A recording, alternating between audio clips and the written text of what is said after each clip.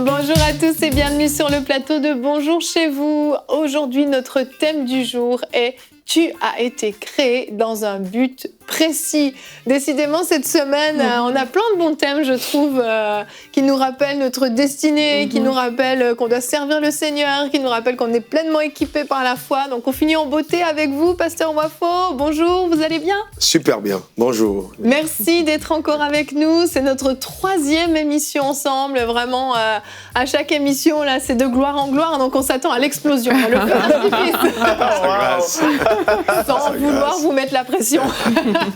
Non, vraiment, c'était de très belles émissions avec vous. Et aujourd'hui, on va parler de la destinée. On va voir justement que, comme le thème l'indique, on a été créé pour un but précis. On n'est pas sur cette terre par hasard. Et puis, nous allons voir dans la deuxième partie d'émission, dans la rubrique C'est mon histoire, le témoignage du pasteur Steve Rivière de l'île de la Réunion, qui nous a raconté justement comment il a vu, comme il aime le dire, il a vu dans le miroir de sa destinée, il a vu sa destinée comme dans un miroir, et comment il est rentré dans sa destinée, comment il a connu le Seigneur également. Donc, on découvrira ça en deuxième partie d'émission.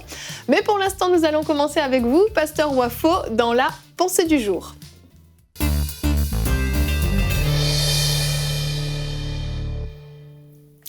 Eh bien oui, ta destinée est prophétique. Qu'est-ce que c'est une destinée prophétique? C'est une destinée à laquelle est rattaché un but divin. Et comme la Bible dit dans Proverbe 16, verset 4, Dieu a fait toutes choses pour un but. Donc il n'y a personne qui existe sur terre sans un but divin rattaché à son existence. Hélas, beaucoup de personnes pensent qu'elle commence le jour où leur père et leur mère ont eu des rapports sexuels quelque part et qu'il y a eu cette ovulation dans le sein de la mère. Mais c'est pas vrai. Dieu dit dans Romains 8, je crois verset 29 à 30, ceux qu'il a connus d'avance, il les a prédestinés, ceux qu'il a prédestinés, il les a appelés, ceux qu'il a appelés, il les a justifiés, ceux qu'il a justifiés, il les a glorifiés.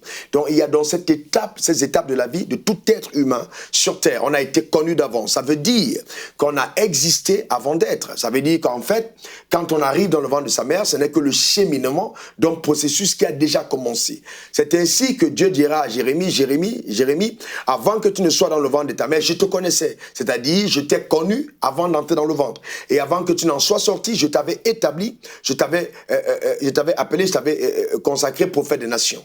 On a vu aujourd'hui beaucoup de personnes, justement, qui n'ayant pas compris, pensent que leur ministère commence le jour où ils sont consacrés à tel office. Non, Dieu dit, avant que tu ne sois dans le ventre de ta mère, je te connaissais. Ça veut dire qu'il y a eu certainement une discussion entre Jérémie et Dieu, qui, comme un entraîneur au banc de touche, dira à son joueur, tu vas entrer sur le terrain maintenant, il y a tel mandat que tu as accompli, il faut être attaquant de pointe, il faut demander à tel de replier sur la gauche.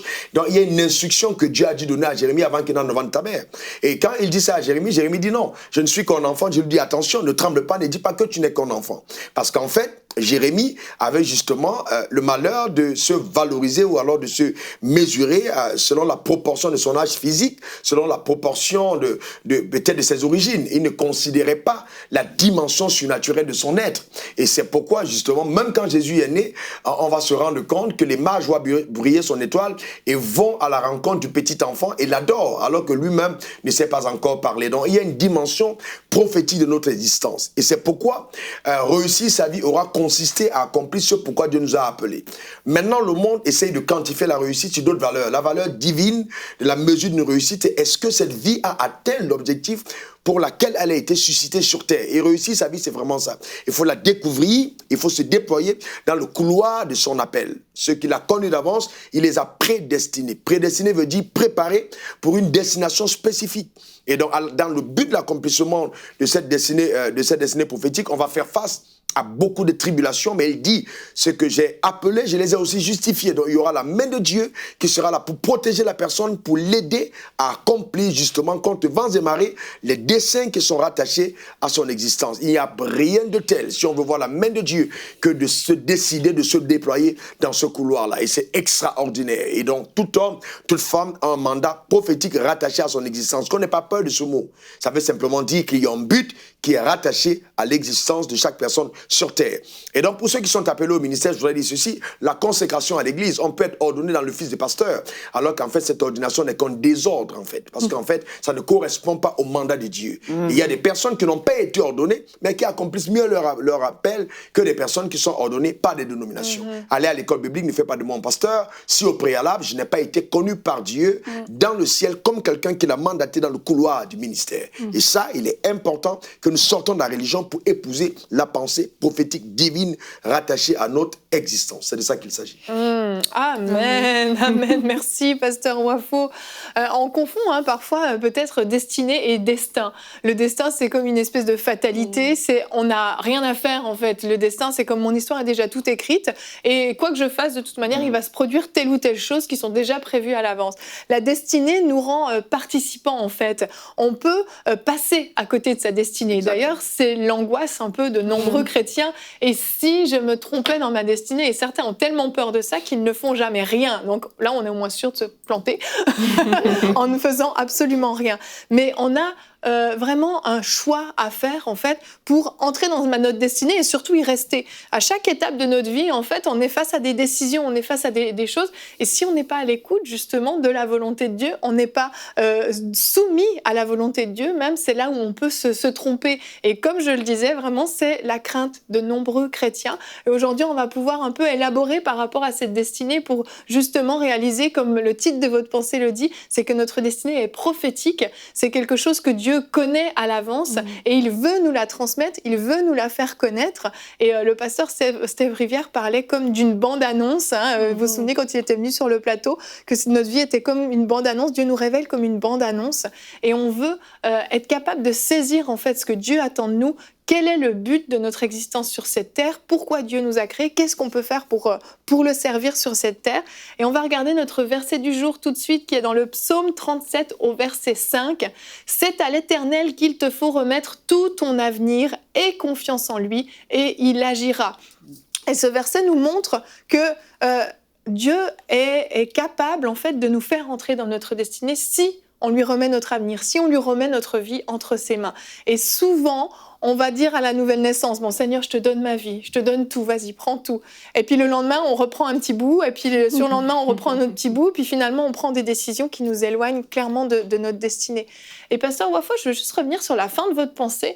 Vous parliez par rapport au ministère, par rapport à ordination ou non, mais que l'importance d'être connu de Dieu. Est-ce que vous pouvez un petit peu élaborer sur ce sujet qui me paraît important? Aujourd'hui, on a beaucoup de choses qui se passent qui ne sont pas dans l'agenda divin, dans nos églises. On a des personnes qui sont ordonnées. J'ai même connu des personnes à qui on retire les ordinations. C'est assez ridicule. Parce que dans tous les cas, il faut bien comprendre que quelle que soit l'imposition de main qu'un homme fait sur la vie d'une autre personne, la bénédiction ne peut être faite qu'à la proportion, justement, gardée de ce que Dieu a déjà préétabli. Donc nous ne devenons que des acteurs qui déclenchent un mécanisme arrêté par le ciel. Ça, c'est vraiment important. Et donc, on va à l'école, il y a des gens qui vont à l'école biblique, ils reçoivent un diplôme, ils disent « je suis pasteur ». Non, on n'est pas pasteur parce qu'on a fait une école biblique. À l'école biblique, on a la connaissance biblique. Mais il est encore important de savoir, c'est de se reprendre à la question, est-ce que Dieu m'a vraiment appelé à être pasteur? Il y a des personnes qui, en étant pasteur, organisent un désordre dans le schéma divin. Et je pense que la raison pour laquelle on a tellement de problèmes dans le corps de Christ, c'est qu'il y a tellement de personnes qui, en fait, ne servent pas Dieu. Ils se servent de Dieu. Ils répondent justement aux ambitions et non à la vision. Parce que l'ambition est humaine. La vision, c'est qu'on a écouté Dieu précisément et sacrificiellement. On abandonne sa vie pour atteindre des desseins que lui, il a arrêtés. Et l'apôtre Paul, ayant bien compris, dira dans Éphésiens 2, verset 10, « Vous êtes mon ouvrage que j'ai recréé en Christ Jésus pour les bonnes œuvres qu'il a préparées d'avance afin que vous les pratiquiez. » Donc, il y a des œuvres préparées d'avance afin qu'on les pratique. Donc, si nous ne pratiquons pas ces œuvres qui ont déjà été préparées d'avance, nous ne sommes pas en train de servir Dieu. Donc, on peut servir le diable tout en étant loin du Saint-Esprit. Servir le diable, c'est justement ne pas être à sa place et orchestrer un désordre, justement, dans l'Église et qui vont amener beaucoup de personnes à se décourager. Pour ma part, par exemple, je vois beaucoup de personnes qui triment dans le ministère est extrêmement difficile, les choses ne vont pas. Mais moi, je pense que quand on est vraiment à la place que Dieu veut, où Dieu veut qu'on soit, c'est vrai qu'il y aura des choses difficiles, mais on verra toujours la main de Dieu intervenir. Même quand les enfants d'Israël traversaient le désert, il y avait la manne, il y avait la caille, il y avait l'eau qui jaillissait du rocher. Donc Dieu ne va jamais abandonner ses enfants, les faire souffrir lamentablement parce qu'il a envie de... Non, c'est pas ça notre Dieu. Mais si justement tu n'es pas là où Dieu veut que tu sois, il peut y avoir un désert, mais ce n'est pas dans le but de te détruire. C'est de t'amener justement à te détourner pour écouter la voix de Dieu et entendre distinctement quel est le mandat qui est rattaché à ton existence. Et en sortant justement du couloir de son appel, il peut y avoir des turbulences. Quand on voit le cas de Jonas, Dieu dit va à Ninive, il est dans le bateau. Donc il commence à avoir des turbulences. Pas parce que le diable est contre Jonas, mais parce que Dieu est contre Jonas. Il y a des personnes que Dieu combat. Il y a des personnes à qui Dieu s'oppose parce qu'il y a un schéma rattaché à leur mandat. Et s'ils ne font pas ce à quoi Dieu les a appelés, il peut y avoir des turbulences tout autour. Pas pour les détruire, mais pour les amener à prendre conscience de l'importance qu'il y a à obéir à la voix de Dieu. Et ça, c'est vraiment important. Et souvent, on confond tout. C'est à Dieu qui a rendu Anne stérile. C'était pas le diable. Il dit, j'ai rendu Anne stérile, c'est qui est dans la Bible.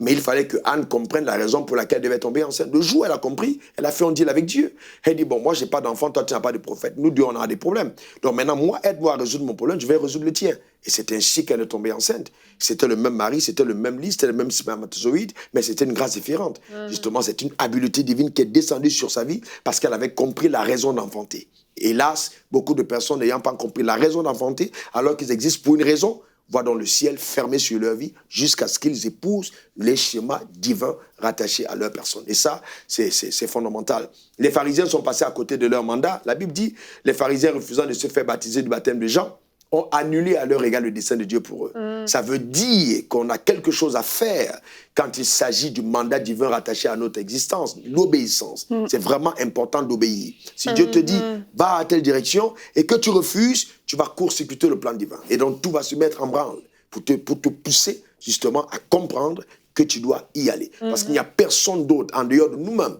pour faire aussi efficacement ce à quoi nous sommes appelés. Et donc, c'est important de le comprendre. Le plus beau compliment que moi j'ai reçu de Dieu, c'est un jour, je passais par des tribulations, j'étais en voiture, et puis Dieu m'a dit, si je te perds aujourd'hui, j'aurais beaucoup perdu. Et ça va changer. Il m'a dit, j'ai pris beaucoup de temps pour travailler ton caractère, beaucoup de temps pour t'amener à vivre des expériences exceptionnelles. Si je te perds aujourd'hui, on aura beaucoup perdu. Moi, j'aurais beaucoup perdu. Donc, moi, j'ai plus intérêt que tu sois en vie que toi-même, tu ne veuilles vivre. Parce qu'en fait, nous existons pour répondre à un but divin. Ça, c'est important. Il y a des parents qui payent des études à leurs enfants et ils mettent beaucoup d'argent, beaucoup d'investissement parce qu'ils croient dans cet enfant et puis ils savent que cet enfant est aussi un espoir pour la famille. Oui. Et l'enfant, à ce moment-là, va prendre au sérieux. Il se dit, mes parents ont payé, ils m'ont envoyé dans un pays étranger, ils attendent quelque chose de moi. Et on va voir des jeunes travailler comme des fous pour obtenir leur diplôme. Mais quand on pense à notre destinée qui vient de notre Créateur et de prendre notre destinée à la légère, comme si elle avait été gratuite, comme si personne n'avait rien payé. Mais cette destinée, c'est une grâce pour nous, mais elle a été payée. En fait, Jésus l'a payée à la croix. Elle est tout sauf gratuite et elle a beaucoup plus de prix que des parents qui donnent de l'argent, qui envoient un enfant à l'étranger. Et c'est d'avoir cette crainte de Dieu, de se dire, c'est le Créateur qui m'a donné ce privilège, on en a parlé cette semaine, de pouvoir le servir, d'accomplir quelque chose que personne d'autre ne pourra accomplir à part moi. Dieu compte sur moi et je dois prendre ces choses, cette chose vraiment au sérieux et notre participation à notre destinée, contrairement au destin qui est totalement une attitude de facilité, mais vraiment notre participation, c'est notre obéissance. Et notre obéissance va nous amener dans des endroits que nos études, nos diplômes et nos raisonnements ne pourront pas nous ouvrir en fait. Et le Seigneur va nous placer dans des endroits pour accomplir des choses, la chose qu'il veut qu'on accomplisse. Amen. Ouais. Quand le pasteur parlait, moi je voyais que, tu vois, là, il y a l'obéissance, mais il y a cette dépendance qu'on est obligé d'avoir aussi, en fait. Quand on parle de destinée prophétique, c'est parce que c'est lui, au final, qui a le plan. Et là, nous, on est sur la terre, mais on est obligé de dépendre du Saint-Esprit, en fait. Donc, tu peux pas, comme vouloir entrer dans cette destinée. Tu peux pas réaliser en fait que tu as une destinée si tu ne prends pas ce temps de dépendre du Saint-Esprit, de t'abandonner à lui pour qu'il te donne ce plan qu'il connaît, qu'il a conçu avant que tu ne naisses. Et cette notion de dépendance, moi, c'est ce qui me parle fort, en fait, par rapport au thème d'aujourd'hui. C'est que, bon, comme on a dit qu'on parle de prophétique, ben, Dieu, il sait les choses avant. Mais nous, il faut qu'on puisse les saisir, en fait. Il faut qu'on puisse capter ce plan de Dieu. Mais ça se passe vraiment avec la connexion avec l'Esprit de Dieu. Donc, il faut désirer, en fait, cette connexion-là plus que tout. En fait. Oui, c'est ça. Et Pasteur Wafou, vous parliez d'obéissance tout à l'heure. Mais justement, on peut, en désobéissant, passer à côté de notre destinée? Bien sûr, les pharisiens, refusant de se faire baptiser du baptême de Jean, ont annulé à leur égard les desseins de Dieu pour eux. Et le hasard n'existe pas. Il faut collaborer avec les plans divins. Ceux qui croient au hasard deviennent artisans de leur propre échec. C'est pour ça qu'il est important, justement, quand on a écouté la voix de Dieu, d'obéir. Il dit, je place devant toi la vie et la mort, à toi de choisir. Oui. Donc, il nous fait connaître, justement, les privilèges qu'il y a d'entrer dans ses plans. Et donc maintenant, nous devons nous armer de courage, obéir à ses voix, et puis justement servir à sa cause. Et c'est pour ça, justement, qu'il y a la notion de la croix. Si quelqu'un veut venir après moi, à moi qui renonce à lui-même, donc il y a le renoncement à soi, c'est-à-dire de ses projets, de ses ambitions, de ses calculs, qui se charge chaque jour de la croix. La croix, c'est quoi? Épouser les voies de Dieu et qu'il me suive. Suivre Dieu selon ce qu'il a déjà préconçu. Et ça, c'est vraiment la chose la plus belle, en fait, que de marcher dans cette dimension. Et tout à l'heure, Annabelle parlait de la découverte extraordinaire de ce que Dieu est capable de faire au travers des personnes les plus insignifiantes. Quand on entre dans cette dimension, il y a l'infusion de la sagesse, l'infusion de l'intelligence, la manifestation de la provision, un magnétisme surnaturel de faveur. Quand la Bible dit, quand il approuve les voies d'un homme, il dispose favorablement à son égard à tous ses ennemis. Et les gens veulent voir la faveur de Dieu, mais ils ne veulent pas obéir à Dieu. La faveur de Dieu, elle a pour un but. Elle est là justement pour t'aider à accomplir le mandat qui est rattaché à ton existence. Et c'est même ça le symbole de la grâce. La grâce n'est pas un passeport à vivre dans le désordre, non. Mais c'est davantage une habilité, une capacité que Dieu infuse en quiconque il appelle pour accomplir le mandat divin rattaché à sa personne.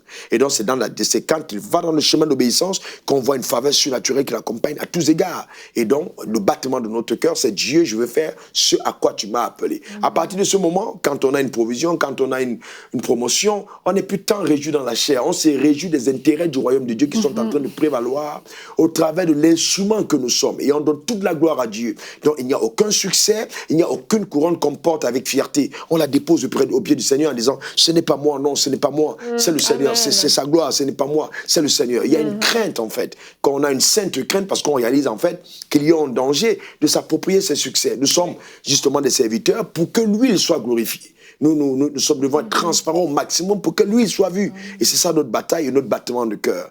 Et moi, c'est cette dimension agréable, justement, de la destinée où on se rend compte qu'il n'y a vraiment pas de hasard. Et quand il va jusqu'à dire les cheveux de ta tête sont comptés et que rien, aucun d'eux ne tombe sans ma permission. Moi-même, je ne connais pas le nombre de mes cheveux, mais lui, il les connaît. Il y a raison de plus pour m'abandonner. C'est vrai. Annabelle, qu'est-ce qu'elle disait aussi, et le pasteur en a touché, c'est la mentalité du monde est tellement forte, et là je vais m'adresser aux jeunes adultes qui regardent l'émission, parce qu'il y en a de partout dans le monde qui suivent l'émission. La mentalité du monde est aujourd'hui structurée. Tu fais ton école, tu vas à l'université, tu as quelque chose et tu ressors dans le milieu du travail et tu fais ce que tu dois faire. Et c'est vrai pour beaucoup de gens. Il faut des chrétiens, des croyants dans tous les domaines. Mais j'étais dans une église récemment et je prêchais et j'ai dit, ça se peut pas que dans cette église ici, il y avait je sais pas combien de centaines de personnes, j'ai dit, ça se peut pas qu'il n'y ait pas un missionnaire qui soit appelé dans cette église. J'ai dit, Dieu a besoin des missionnaires, Dieu a besoin de... Et j'ai dit, mais qu'est-ce que tu fais avec ce que Dieu veut en fait? Parce que souvent, on est axé sur le moi, j'ai envie de ça, je veux ma maison, je veux ma belle vie. Mais Dieu, dans tout ça, qu'est-ce qu'il veut? Et quand on regarde à ce que Jésus a dit, que celui qui veut venir après moi, qui renonce à lui-même, et qu'il me suivre, ça veut dire que ça coûte. C'est pas que Dieu veut pas que tu sois heureux. Dans ta destinée, la bénédiction va t'accompagner, la prospérité, l'épanouissement à tous égards, plus que qu'est-ce que tu pourrais même imaginer pouvoir faire par toi-même.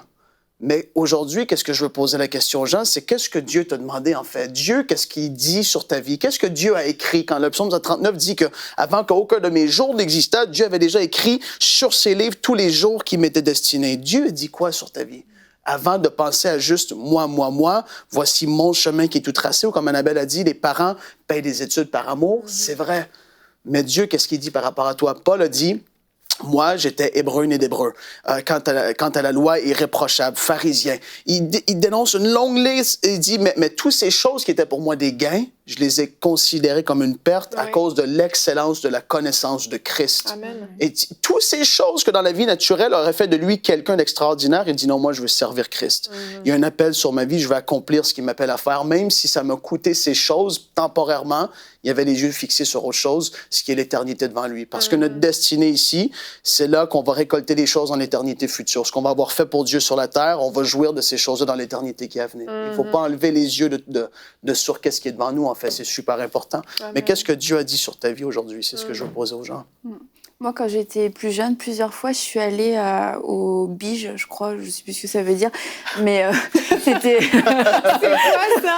C'était, t'allais voir, t'avais un ordinateur ou un catalogue pour voir toutes les formations que tu pouvais faire et qui reliaient à des métiers. Et moi, j'ai été, mais qu'est-ce que je veux faire de ma vie? Et je l'ai tout lu, c'était très long. Hein. J'ai regardé toutes les formations, tous les métiers qu'ils offraient, et il n'y a rien qui me correspondait. Et j'y suis allée plusieurs fois. J'étais déprimée, je me dis, bah attends, ça veut dire je suis tellement nulle ou inutile qu'il n'y a rien que je peux faire, il n'y a rien. Et en fait, quand je regarde aujourd'hui avec du recul, je me dis, bah oui, il n'y avait rien que je pouvais faire parce que ma destinée était plus grande que tout ce catalogue ou tout ce que ces cahiers pouvaient m'offrir. Il n'y avait rien qui disait, Annabelle, un jour tu feras partie de MCI TV, une chaîne chrétienne francophone. Et je n'étais pas sauvée, mais je sentais que c'était... À la fois, je me sentais nulle, mais à la fois, c'est comme si je sentais que ma vie avait un but supérieur que j'arrivais pas à trouver dans ces plans. Mais vu que je connaissais pas le Seigneur, bah, ça me décourageait. Mais aujourd'hui, quand on connaît le Seigneur, bah, c'est de se dire, notre destinée va tellement au-delà de ces papiers, au-delà de ces parcours tout faits. Et vraiment, je vous encourage, faites confiance à Dieu. Il va vous amener là où vous ne pourrez jamais aller par vous-même. Amen, amen. Amen. Pasteur Wafo, avant qu'on regarde le témoignage du pasteur Steph, il y a des gens qui nous écoutent. Dieu ne leur a pas révélé leur destinée. Dieu ne leur a pas forcément dit tu vas aller sauver tel pays, tu vas être missionnaire justement, pasteur, apôtre ou autre, tu vas faire tel métier. Qu'est-ce qu'on peut dire à ces gens qui ont terriblement peur de passer à côté de leur destinée? Parce que comme Annabelle, peut-être qu'ils ont feuilleté tout le catalogue et ils n'ont pas trouvé ce qui était pour eux. Hein. Non, la première chose, qu'il y a deux appels. Il y a d'abord l'appel dans le royaume et il y a l'appel au service du royaume. Beaucoup de personnes veulent découvrir les buts de Dieu alors qu'ils ne sont pas abandonnés entre les mains de Dieu. Donc, il faut déjà s'abandonner entre les mains de Dieu. Vivre pour lui. C'est dans cette obéissance, justement, à vivre pour lui, qu'il nous révèle la dimension, justement, de cette obéissance spécifique rattachée à notre personne. Et quand je me suis abandonné et que je vis selon la pensée de Dieu, j'ai renouvelé mon système de pensée. Il m'a demandé d'apporter mes offrandes, je le fais, de ne pas voler, de ne pas faire ci. Je m'abandonne avec joie, justement, dans l'obéissance à Dieu. Alors là, Dieu va nous amener plus loin. OK, maintenant, voici pourquoi est-ce que je te mettrai à part. Mettez à part pour les Barnabas. Barnabas, c'est pour l'œuvre à laquelle je les ai appelés. Mais ça commence d'abord par un temps de communion avec Dieu en tant que saint. Premièrement, vivre pour lui, être un adorateur, aimer Dieu, profondément, abandonner entre ses mains. Et ça devient plus facile de migrer dans la deuxième dimension. Beaucoup de personnes veulent avoir cette précision de cet appel alors qu'ils ne sont pas totalement abandonnés entre ses mains. Et ça, c'est ça le vrai problème. On a beaucoup de personnes qui veulent se servir de cette grâce rattachée à leur existence sans être abandonnés entre les mains de Dieu qui les veut comme adorateurs. Il faut d'abord être un adorateur. C'est ce que je conseille à tout le monde. Aimer Dieu pour ce qu'il est. Vivre pour lui. Et puis la découverte, souvent, c'est graduel.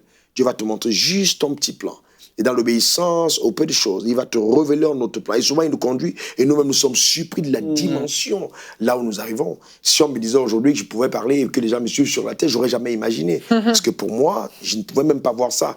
Mais au départ, il s'agissait d'abord d'annoncer l'évangile dans mon quartier, à mes voisins, à mes camarades de classe. C'est comme ça que ça commence. Voilà, Dieu est très intelligent. Parce que s'il te montre le schéma global, maintenant, il est possible que ce soit une crise cardiaque. Ça peut être plus immense que ce que ta tête est capable de faire. C'est vrai. Tu vois, Annabelle, peut-être que tu aurais une crise cardiaque. Peut-être. T'es encore avec nous. Alléluia. Amen. Je crois que la réponse du pasteur Wafo a parlé à quelqu'un. Ah Je crois ouais. que vraiment vous vous posiez la question. Et là, sondez votre cœur. Demandez-vous justement où en est votre dépendance à Dieu, où en est votre abandon total à Dieu, où en est simplement votre cœur devant Dieu. Et je pense que vous allez comprendre pourquoi peut-être vous n'avez pas encore pleinement saisi toute votre destinée. Super réponse, pasteur Wafo. On va passer maintenant à la rubrique C'est mon histoire. Je vous l'ai dit, le pasteur Steve Rivière nous raconte justement l'histoire de sa destinée. On découvre ça dans la rubrique C'est mon histoire.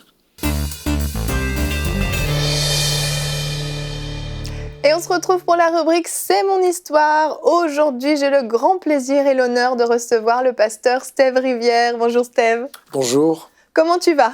ça va très bien. C'est un plaisir vraiment de te recevoir. Je te le disais, ça fait longtemps que je voulais t'avoir sur ce fauteuil et je suis super contente que tu sois là.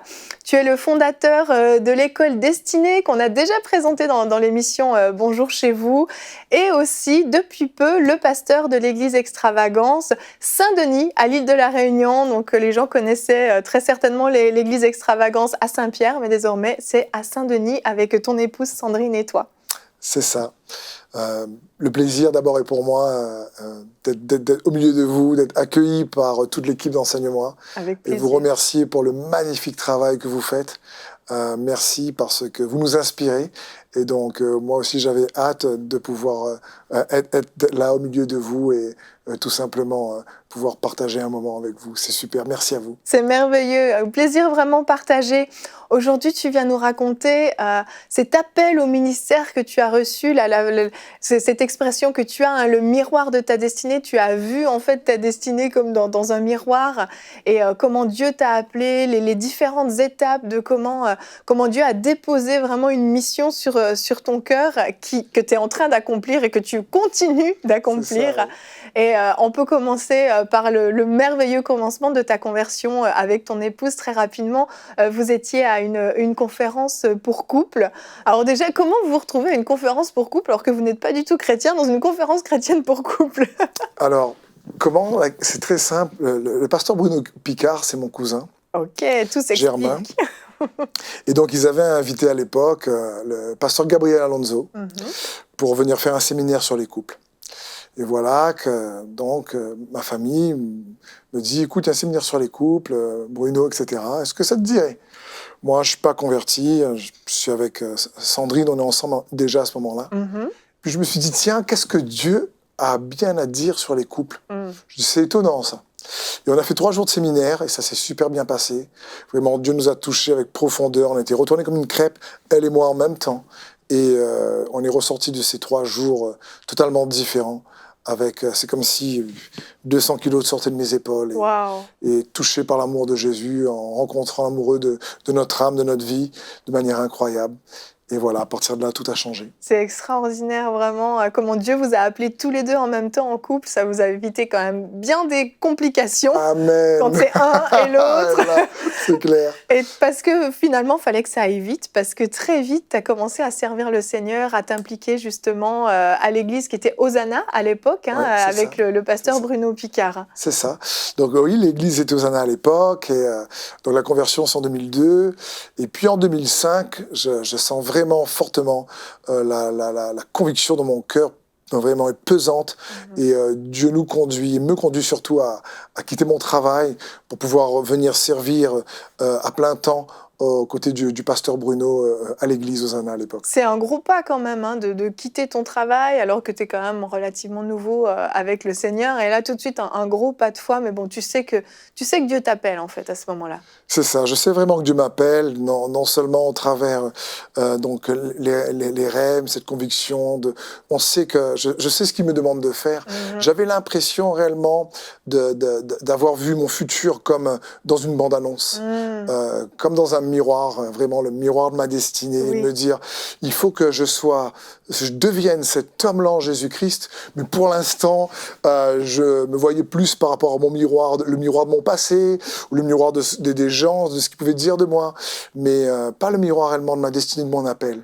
Mais en cherchant Dieu, je me suis rendu compte qu'il est celui qui vient nous révéler au fur et à mesure, comme une bande-annonce, notre futur. Wow. Et c'est vraiment ce qu'il a fait avec toi. Et donc, vous êtes à l'église Hosanna, ta femme et toi, vous servez le Seigneur. Et là, le pasteur Bruno Picard ressent clairement un appel pour partir avec le groupe de louanges en Afrique du Sud. Et vous vous retrouvez un peu en charge de l'église avec ton épouse. Ben, c'est ça. Donc, 2005, ça y est, je suis à plein temps à l'église maintenant. Et en 2006, la surprise de Dieu. Pour moi, mon épouse, le pasteur Bruno et Elodie, pareil. Le pasteur Bruno et Elodie et tout le groupe de louanges vont en Afrique du Sud, à Durban, en tant que missionnaire là-bas. Et on se retrouve avec Sandrine, donc être les leaders de cette jeune église, et de 200, 220 membres à peu près. Ce qui est quand même une grande église quand même à gérer, etc. C'est un challenge quand même pour vous. C'est un challenge, ouais, c'est un challenge. Et donc à partir de là, il faut remettre en place un groupe de louanges, prendre soin des merveilleux frères et des sœurs qui sont là. Mais Dieu avec nous, et par la grâce de Dieu, ça se met en place. L'église continue tout doucement à se solidifier, à grandir, même si c'est vrai qu'on était assez jeunes dans le ministère à ce moment-là. Mais c'est super formateur pour vous, en fait, cette période-là, parce que vous en apprenez beaucoup sur le leadership, et le pastorat, mais aussi sur vous-même, j'imagine. Absolument. C'est une période où le nombre de fois où j'ai dû me poser la question, mais qu'est-ce que je fais là? Mais qu'est-ce que je fais là? C'est bon signe, généralement, c'est qu'on est à la bonne place. Alors je me suis dit, mais qu'est-ce que je fais là? Et ce qui est incroyable également, c'est de tout simplement se dire que, franchement, c'est pour moi une des meilleures formations face à tous les défis qu'il fallait relever. Et il fallait vraiment dépendre de Dieu. Vraiment. Il fallait vraiment, parce que on se sentait tellement pas capable et démuni. Mais ce qui m'a aussi énormément aidé, c'est je savais et j'étais persuadé de ce que le Seigneur m'avait déjà montré dans mon esprit, ce qu'il voulait que je fasse, faisait partie de ce processus-là. Ouais, c'est ça, parce qu'il y a une suite à tout ça. Ça, c'était juste une petite préparation. Dieu vous appelle aussi finalement à partir en Afrique du Sud, aller rejoindre Bruno Picard, Elodie et toute l'équipe. Et là, encore un départ, mais encore un challenge pour votre vie. Absolument. Après ce challenge où il fallait relever pas mal de défis importants et intenses pendant 3 ans, donc Dieu nous conduit à partir aussi, nous, en tant que missionnaires, donc en Afrique du Sud. Et l'Église se retrouve sans pasteur. C'était réellement là un nouveau défi, mais avec une équipe d'anciens et de leaders forts, aimants et puissants. Et aussi, elle s'appuie sur le système des groupes de maison, comme on l'appelait aussi à l'époque, qui permet de garder la communion. Et on s'en va en Afrique du Sud, et on décide à ce moment-là que ce soit à nouveau le pasteur Bruno qui puisse prendre le lead de l'Église, même à distance, pour qu'après mon retour, on puisse implanter aussi notre Église. C'est ce qui avait été prévu, mais entre nos plans et le plan de Dieu, il y a toujours une différence. C'est clair. Et là-bas, en Afrique du Sud, tu te retrouves avec un ministère important en charge de la climatisation. C'est ça, c'est ça. Ça aussi, c'est formateur de finalement ne presque rien faire à part la clim le dimanche. C'est très formateur. Parce que parfois dans le ministère, on peut commencer à confondre notre identité avec notre activité. Oui. Et là, c'est comme si le Seigneur me disait, après 3 ans d'activité intense, il faut que tu te découvres, mais au travers de qui il est, non pas de ce que je fais. Amen. Et du coup, c'est 1 an en Afrique du Sud, et où je fais la clim. C'est le seul ministère que j'avais, après 3 ans en tant que pasteur et avoir partagé les cours moi-même dans l'église qu'on partageait aussi là-bas, c'est la même famille d'église, et juste comme ministère, de m'occuper des 12 ou 13 clims qu'il y avait avec un petit bip. Je marchais le week-end pendant les célébrations avec un thermomètre et qui avait une grande pointe comme ça. Wow. J'arrivais un peu plus tôt parce qu'il fallait bien refroidir la salle avant qu'elle soit pleine, sinon elle se réchauffe trop rapidement. Je mettais la clim et là c'est toujours pareil, entre une sœur qui a froid et le frère, son mari à côté qui a chaud, c'était assez intéressant. T'as appris plein de choses sur les températures à ce moment-là. Ah, exactement. La bonne leçon de tout ça, c'est que je crois réellement, oui, ça m'a appris à être plus un thermostat qu'un thermomètre. C'est bon. Donc de donner la température au lieu toujours de la prendre. Oui, c'est pas mal ça, c'est pas mal. Et finalement, c'est ça, il y a le retour à l'île de la Réunion. Donc après à peu près 1 an, vraiment, Dieu te relâche plus tôt que prévu aussi. Tu pensais être parti peut-être pour 3 ans. Mais vraiment, la conviction est là. Le pasteur là-bas en Afrique du Sud aussi, vraiment, a la conviction que c'est le moment pour toi de retourner. C'est ça, c'était prévu pour 3 ans, 3 années d'école biblique là-bas. Mais au bout d'1 an, par la grâce de Dieu, donc le pasteur Marc vient me voir et me dit non, Dieu est convaincu que je dois choisir de rentrer ou de rester, à moi de voir ce que je veux faire. Et après avoir prié une bonne partie de la nuit, je me suis rendu compte que la direction de Dieu, c'était de rentrer. Je me souviens, une des phrases au départ qui était sur mon cœur lorsque je suis arrivé, c'est que Dieu me disait « les miettes te suffisent ». Et avec les miettes, tu peux avoir un miracle. Et je me rends compte que parfois, c'est pas la grosseur de l'activité ou du ministère, mais peut-être la dynamique de foi ou la mesure de foi qu'on y met. Et par sa grâce, au bout d'1 an, Dieu nous permet de rentrer. Et vous revenez avec quelque chose, toi, tu reviens surtout avec quelque chose sur ton cœur, quelque chose qui va devenir très gros, qui s'appelle aujourd'hui l'école destinée, que beaucoup connaissent. Dieu te le télécharge vraiment dans ton cœur ? Exactement. Je ne me suis pas rendu compte sur le coup, mais cette année était vraiment une année de jachère. Une année où j'ai eu du temps, parce qu'il n'y avait plus une activité aussi intense, eu du temps de chercher Dieu, d'en prier le jeûne, mais vraiment de le poursuivre. Et en retournant à La Réunion, je me suis rendu compte que Dieu avait téléchargé cette école. Puisqu'en arrivant, on avait décidé avec le pasteur Bruno, puisque je suis retourné avant lui qu'il revienne, que je m'occuperais de l'école et qu'il continuerait à s'occuper de l'église. Et quand Dieu m'a dit maintenant, tu mets cette école en place, et que je cherchais un nom pour cette école, parce que je savais qu'il voulait le faire. Le nom destiné m'est venu parce que cette phrase était claire dans mon esprit de la part de Dieu, où il a dit « Libère la destinée de mes enfants, parce que les solutions pour les maux de la société sont cachées dans la destinée de mes enfants. Wow. » Libère les destinées, et il y aura des solutions pour la société. D'où le cœur vraiment de cette école destinée, qui est d'impacter vraiment la société, pas uniquement une école où on est rempli de connaissances, mais une école aussi où on sort, on va à l'extérieur des murs, briller dans la société. C'est ça, c'est vraiment, c'est-à-dire la foi est action, et il faut que les enfants de Dieu soient des acteurs de leur destinée. Et à côté d'une école qui peut former des ministères, oui, nous sommes tous un ministère. J'aime dire aux gens, tu n'as pas un ministère, tu es un ministère. Amen. Et il faut se découvrir parce que les enfants de Dieu ont aussi un appel là où ils sont pour faire la différence. J'aime également dire que ta destinée, c'est l'histoire de son règne dans ton histoire. Et je crois que chaque enfant de Dieu a la possibilité de raconter l'histoire du règne de Dieu au travers de leur histoire. Et c'est le but de l'école. Ah, c'est extraordinaire parce que cette école a porté du fruit non seulement à l'île de la Réunion, mais elle s'est étendue vraiment à travers la francophonie. Il y a des écoles destinées en France, il y a quoi, Montpellier, Paris. Tu peux nous dire rapidement les lieux où on en trouve ? Donc il y a Paris, il y a Montpellier, il y a bien sûr à La Réunion, il y a à Toulouse aussi maintenant, il y aura en Suisse bientôt, au Canada, à Montréal. Donc oui, on est en train de tout faire pour essayer de servir les églises qui sont dans cette dynamique de recherche, d'amener son règne en dehors des 4 murs de l'église. On essaie vraiment de les servir au mieux. C'est vraiment merveilleux ce que vous faites.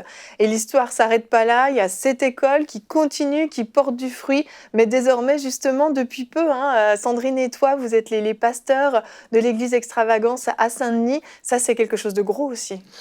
Oui, c'est un peu la surprise de Dieu. Ce que j'aime avec Dieu, c'est un Dieu qui nous surprend toujours. Et je crois que chaque enfant de Dieu doit, dans leur relation avec Dieu, ne jamais perdre cet effet wow, cet émerveillement de la part de Dieu où il nous surprend. Parce qu'aujourd'hui, on était envoyé par l'église d'Extravagance Saint-Pierre, le pasteur Bruno Picard et son épouse Élodie et l'équipe, pour devenir maintenant les pasteurs d'Extravagance Saint-Denis, dans le nord de l'île de la Réunion, avec un nouveau défi, une nouvelle équipe. Et c'était un campus qui nous maintenant on est en train de travailler pour qu'il devienne une autre église à part entière, une même famille avec deux expressions différentes, mais une famille d'église qui désire aller à la conquête la conquête de la société aussi par le royaume de Dieu, de faire des nations des disciples et de faire des disciples qui font des nations des disciples. C'est extraordinaire, vraiment. Merci d'être venu nous raconter ton histoire, d'avoir partagé tout ce cheminement et je suis sûre que ça en a inspiré plus d'un. Donc vraiment, Steve, je te remercie.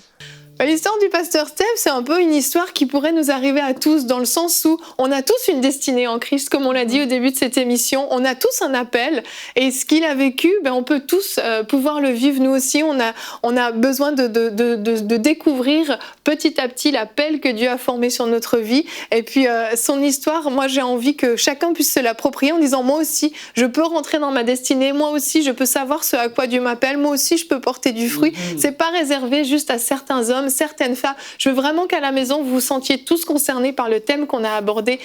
On a été créés pour un but, chacun d'entre nous. Dieu n'a pas dit, toi oui, toi tu me sers à rien, je te garde en backup au cas où. Non, on a tous vraiment été créés pour un but. Et peut-être certains d'entre vous, vous avez cru un mensonge, vous avez cru que vous étiez inutile, vous avez cru que Dieu n'avait pas besoin de vous dans le royaume, vous avez cru que Dieu n'avait rien prévu pour vous. Vous lisez les versets qui disent que Dieu a prévu des plans merveilleux, des projets de paix et non de malheur. Et vous vous dites, non, mais ça, c'est pas pour moi. C'est un mensonge. Dieu a prévu quelque chose d'extraordinaire pour votre vie. Et je veux vous inviter à vous soumettre devant Dieu, à soumettre votre volonté, à soumettre votre cœur devant Dieu et à le laisser vous transporter petit à petit, étape par étape, dans votre destinée. Et vous allez voir, vous allez porter du fruit bien au-delà de ce que vous pouvez penser ou imaginer. Le Seigneur va vous surprendre, j'en suis convaincue. Pasteur Wafo, merci pour ces 3 émissions en votre compagnie. Merci. C'était très enrichissant, vraiment, vous nous avez bénis. C'était un honneur et un privilège de vous avoir. Et vous allez passer dans la rubrique C'est mon histoire dans quelques semaines. Donc je vous dis déjà qu'il y aura un formidable témoignage du pasteur Wafo dans quelques semaines dans la rubrique C'est mon histoire. Je vous souhaite à tous un très très bon week-end. Merci de nous avoir suivis. On se retrouve la semaine prochaine. Allez, bonjour chez vous. Savez-vous que EMCI a besoin de 8000 partenaires mensuels pour entrer dans une nouvelle saison? Je veux vraiment vous encourager à chacun de vous, si vous ne l'avez pas déjà fait, à devenir partenaire avec EMCI pour qu'on puisse voir cette belle œuvre porter beaucoup plus de fruits dans toutes les nations francophones.